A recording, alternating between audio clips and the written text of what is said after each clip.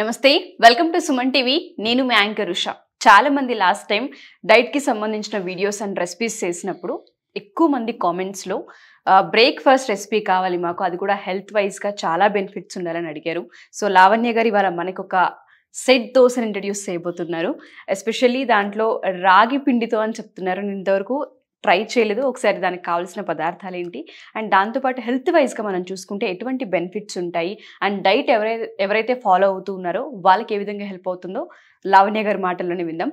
నమస్తే లావణ్య గారు. నమస్తే ఉష గారు. ఎస్పెషల్లీ రాగి అనగానే మనకి ఎక్కువ గుర్తొచ్చేది చలువ చేస్తూ ఉంటుంది అని అండ్ దాంతోపాటు ఎవరికైతే ఈ ఎండాకాలంకి సంబంధించి సమ్మర్ సీజన్లో అయితే బాగా ఎక్కువ రాగి జావని తాగుతూ ఉంటాం బట్ రాగి దోశ అనేది ఫస్ట్ టైం నేను వింటున్నాను. అంటే హెల్త్ వైజ్ గా మనం చూసుకుంటే ఎటువంటి బెనిఫిట్స్ ఉంటాయి అంటారు? రాగి పిండితో చాలా బెనిఫిట్స్ ఉంటాయండి. వెయిట్ లాస్ కి హెల్ప్ చేస్తుంది. ఇందులో fibre content and protein content ఎక్కువగా ఉంటుంది. బోన్స్ కి అవసరమైన కాల్షియం పుష్కలంగా దొరుకుతుంది ఇందులో. అండ్ న్యూ మదర్స్ కి బ్రెస్ట్ ఫీడింగ్ చేసే వాళ్ళకి మిల్క్ ప్రొడక్షన్ ఈ రాగితో చాలా ఎక్కువగా ఉంటుంది. వాళ్ళు రెగ్యులర్ గా సూప్ చేసుకొని తాగమని చెప్తున్నారు ఇప్పుడు డాక్టర్స్. ఓకే, మిల్క్ ప్రొడక్షన్ బాగుంటుంది రాగి పిండి వల్ల. స్కిన్ కి చాలా మంచిది అండ్ వెయిట్ లాస్ చేసే వాళ్ళకి బాడీలో మంచి ఎనర్జీని ఇంక్రీజ్ చేస్తుంది. ఇట్లా చెప్పుకుంటూ పోతే రాగితో చాలా బెనిఫిట్స్ ఉన్నాయని తెలుస్తుంది. మిల్క్ ప్రొడక్షన్ ఉంటుంది అండ్ దాంతో పాటు బోన్ కి సంబంధించి స్ట్రెంగ్త్ ఇస్తుంది అనేది చాలా తక్కువ మందికి తెలుసుది.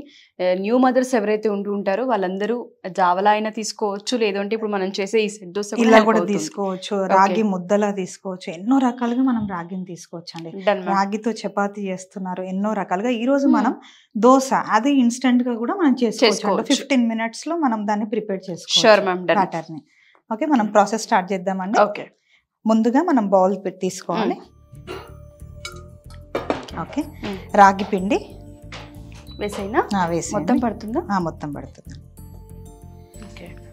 అండ్ రవ్వ, బొంబాయి రవ్వ అండ్ 1 కప్పు కర్డ్. ఓకే,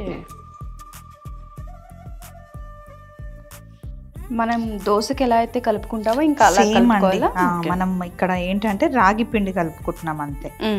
కొంచెం రవ్వ దోశ లాగా క్రిస్పీగా ఉంటాయి, బాగుంటాయి. ఓకే, మంచిగా కలుపుకుంటూ వాటర్ మిక్స్ చేస్తూ కలుపుకోవాలండి.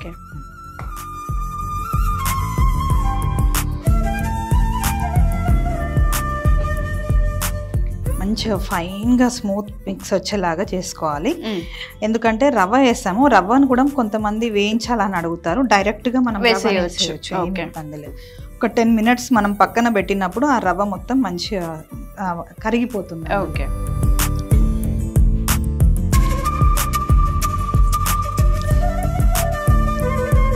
ఒక 10 నిమిషాలు మూత పెట్టి పక్కన పెట్టుకోవాలండి. ఇప్పుడు 10 minutes ఎప్పుడైతే మనం ఇట్లా ఫైన్ కలుపుకుంటామో 10 నిమిషాలు పక్కన పెడితే బ్యాటర్ అనేది మంచిగా పొంగుతాయి అన్నమాట.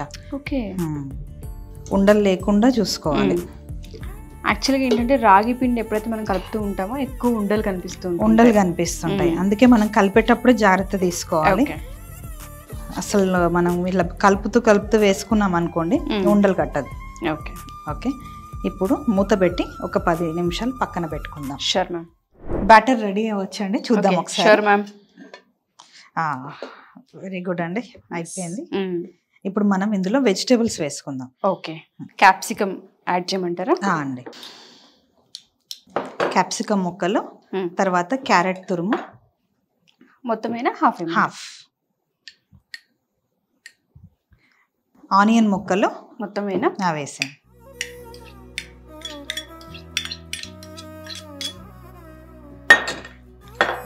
ముక్కలు వేస్తూ కలుపుతూ ఉండాలండి. కొద్దిగా పచ్చిమిర్చి ముక్కలు సన్నగా తరుక్కొని వేసుకోవాలండి. పిల్లలు ఉంటే తక్కువ వేసుకోవాలి, నేను తక్కువ వేస్తాను. లేదంటే పేస్ట్ వేసుకుంటే మొత్తం అందులో కలిసిపోతుంది. ఓకే, తర్వాత జింజర్ తురిమి వేసుకోవాలండి.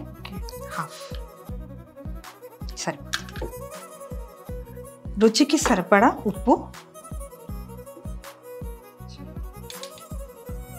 జీలకర్ర. ఇవేమి మనం ఫ్రై చేయాల్సిన అవసరం లేదు, ఏం లేదండి, డైరెక్ట్ గా వేసుకోవచ్చు. ఏ వెజిటేబుల్స్ కూడా అసలు అంటే రాగితో ఇది ఊతప్పం లాగా అన్నమాట. నార్మల్ గా దోశలు వేసుకుంటారు. ఇక్కడ మనం వెజిటేబుల్స్ లో మన బాడీకి కావాల్సిన విటమిన్స్ ప్రోటీన్స్ అందాలి అని అంటే మనం ఇట్లా తీసుకోవడమే మంచిది. ఓకే, ఎందుకంటే పిల్లలు తినరు కాబట్టి మనం బాడీకి కావాల్సిన మినరల్స్ విటమిన్స్ ఇందులో బాగా ఉంటాయి. క్యారెట్, క్యాప్సికమ్, అన్నిట్లలో ఆనియన్, అందుకోసం మనం ఇట్లా తీసుకుంటే బాగుంటది. ఓకే అండి, మనం అన్ని కలుపుకున్నాము. ఇప్పుడు మనం దోశలు వేసుకుందాము. Sure ma'am. ముందుగా స్టవ్ ఆన్ చేసుకోవాలి. స్టవ్ ఆన్ చేసుకొని ప్యాన్ పెట్టుకోవాలి. బ్యాటర్ ఇది చాలా పల్చగా ఉండాలండి. ఇది మన థిక్గా ఉంది. మళ్ళీ కొద్దిగా వాటర్ పోసుకొని కొంచెం పల్చగా ఉండేలాగా చూసుకోవాలి. ఇంకా పడతాయండి వాటర్. ఇంకా పల్చగా చేయాలా? ఇంకా పల్చగా చేయాలి. ఈ కన్సిస్టెన్సీ అయితే సరిపోతుంది. ఓకే, పాన్ హీట్ ఎక్కింది అనుకుంటా ఐ థింక్. ఎస్. ఇప్పుడు మనము ఆయిల్ తీసుకుందామండి. Okay, Freedom rice bran oil. ఎవరైతే డైట్ ఫాలో అవుతున్నారో వాళ్ళందరికీ ఫస్ట్ భయం కదా, మీరు ఆయిల్ అంటున్నారు, మరి దీనికి ఎక్కువ ఆయిల్ పడుతుందేమో కదా, ప్రాబ్లం లేదు అంటారా? పర్లేదండి. యాక్చువల్గా ఫ్రీడమ్ రైస్ బ్రాన్ ఆయిల్ ఎందుకు అంటే అందులో HDL అనే కాంపోనెంట్స్ ఉంటాయి. అవి మన బాడీలో ఉన్న ఫ్యాట్ ని రెడ్యూస్ చేయడంతో పాటు మన బాడీలో ఉన్న గుడ్ కొలెస్ట్రాల్ ని ఇంప్రూవ్ చేస్తుంది, బ్యాడ్ కొలెస్ట్రాల్ ని కూడా బర్న్ చేసేస్తుంది అనమాట.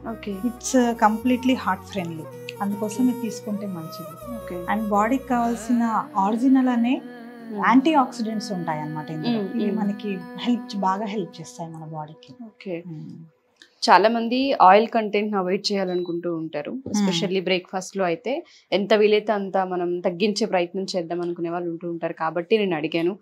యాక్చువల్గా డైట్ ఎవరైతే ఫాలో అవుతున్నారో వాళ్ళందరూ కూడా చూసే రెసిపీ ఇది. మీరు వెంటనే ఆయిల్ అనేసరికి నాకు ఆ డౌట్ వచ్చింది. తక్కువ తీసుకోవాలండి, తక్కువ మోతాదులో తీసుకుంటే ఏం ఇబ్బంది ఉండదు. ఓకే అండి, మనకు ఆయిల్ వేడెక్కింది. ఇప్పుడు మనం ఈ దోశలు వేసుకుందాము.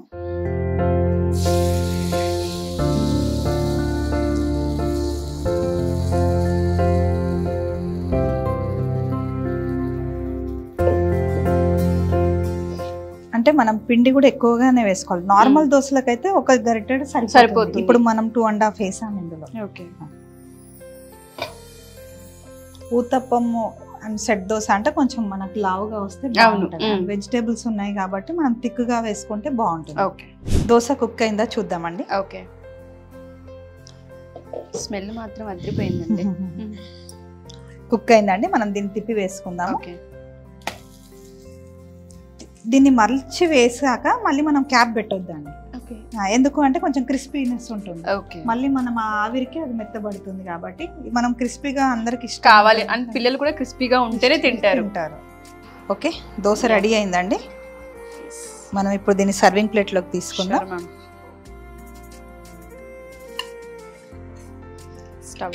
స్టవ్ ఆఫ్ చేసుకోవాలి.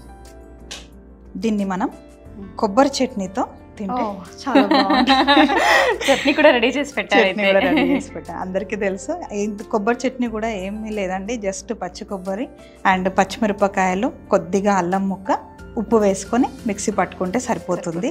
ఎంత సింపుల్ గా చేసుకుంటే అంత బాగుంటుంది మనకి చట్నీ. నాకు బాగా నచ్చింది ఏంటంటే రాగి జావ అనేది ఒకప్పటి కాలంలో బాగా తాగేవాళ్ళం. బట్ ఇప్పటి జనరేషన్ పిల్లలు అసలు రాగి జావ అంటేనే దగ్గరికి రాని. వాళ్ళకి అట్లీస్ట్ మనం ప్రతి ఒక్క పేరెంట్ ఎక్స్పెక్ట్ చేసేదండి క్యారెట్ తింటే బాగుండు, క్యాప్సికం కర్రీ తింటే బాగుండు, పిల్లలు జీలకర్ర తింటే బాగుండు, మంచిగా జీర్ణం అవుతుందని ఎక్స్పెక్ట్ చేస్తూ ఉంటారు. డైజెషన్ కి చాలా మంచి హెల్ప్ చేస్తుంది. ఒక దోశలో ఇన్ని ఐటమ్స్ ఒకేసారి మిక్స్ చేసిస్తే హ్యాపీగా తినేస్తారు పిల్లలు. ఒక మంచి బ్రేక్ఫాస్ట్ రెసిపీ. అని దాంతోపాటు ఎవరైతే డైట్ ఫాలో అవుతున్నారో, ఎవరైతే వెయిట్ తగ్గాలనుకుంటూ ఉన్నారో వాళ్ళకి కూడా ఇది చాలా చాలా పెద్ద హెల్ప్ చేస్తుంది. అండ్ మనము బయట నుంచి వచ్చే యానిమల్ మిల్క్ అంటే అందులో ఉండే కాల్షియం కోసమే కదా మనం మిల్క్ తీసుకునేది. మనకి ఇందులో మిల్క్ లో కంటే కూడా ఎక్కువ రాగి పిండిలో కాల్షియం కూడా ఎక్కువగా ఉంటుంది. ఓకే, అందుకోసం ఇది వండర్ఫుల్ రెసిపీ అండి. Thank you so much. చాలా మంది వ్యూవర్స్ కి ఇది హెల్ప్ అవుతుంది ఈ రెసిపీ.